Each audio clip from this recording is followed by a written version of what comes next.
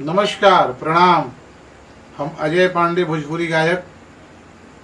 Corona जो महाबीमारी आयल बाटे, बड़ा ही एक बीमारी के चलते सब कोई दुखित बाटे। एकरा में एगो पत्नी अपना पति के पास फोन से बात करतिया, अपन दुख व्यक्त कर रहल बिया। ओकर पति नहीं खन, प्रदेश में बा। पति के बिना कितना दुखित बिया वो औरत। पति चाह करके भी नहीं अपना पत्नी के पास, अपना घर बाल बच्चा के पास आ सकत। एगो भाव में बेचारी कहलस या कौना भाव से पति ओकर कहतान प्रदेश में बा। गीत के माध्यम से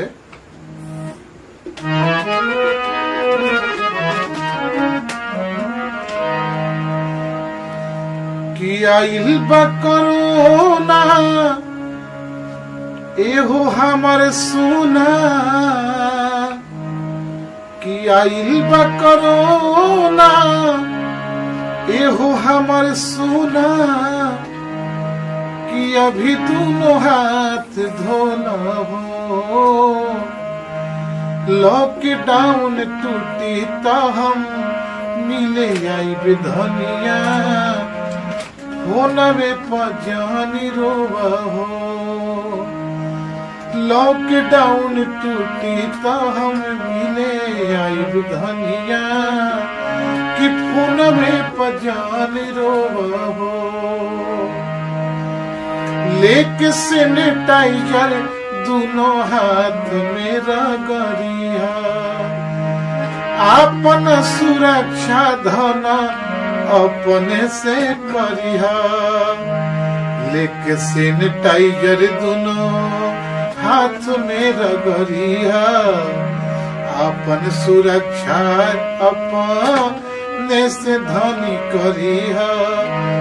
पानी मजबूरी से रहतानी दूर तुहसे, कि अभी जानी आगे बोवा हो। लॉकडाउन टूटी तो हम मिले आई धनिया, कि फोनवे पजानी रोवा हो।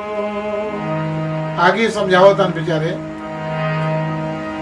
जान बात समझ जहान बाए रानी, तू घरे रह हमहू घर में बानी। जान बात समझ जहान बाए रानी, तू घरे रह हमहू घर में बानी।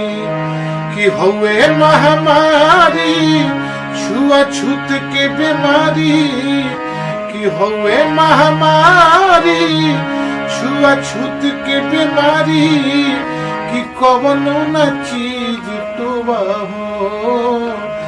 लॉकडाउन टूटी तो हम मिले आई धनिया, कि फोनवे पजानी रोवा हो। अंतिम में समझावतान कि तू तनिको चिंता मत करिहा, एगो चीज जरूर करिहा का, कि डॉक्टर पुलिस लोग के करिहा सपोर्ट हो। निमन हुए मन मनवा करिहा न छोट हो। कि डॉक्टर पुलिस लोग के करिहा सपोर्ट हो। अरे निमन से रहिहा मनवा करिहा जानी छोट हो। कि आनंद किशोर से अजय के ओर से, कि आनंद किशोर से अजय के ओर से, कि जागरूक तू हो खो। लॉकडाउन टूटी तो हम मिले आई धनिया, कि फोनवे पजानी रोवा हो।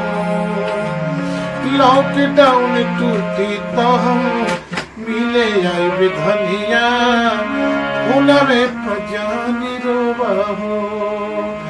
कि लॉकडाउन टूटी तो हम मिले आई धनिया, कि फोनवे पजानी रोवा हो।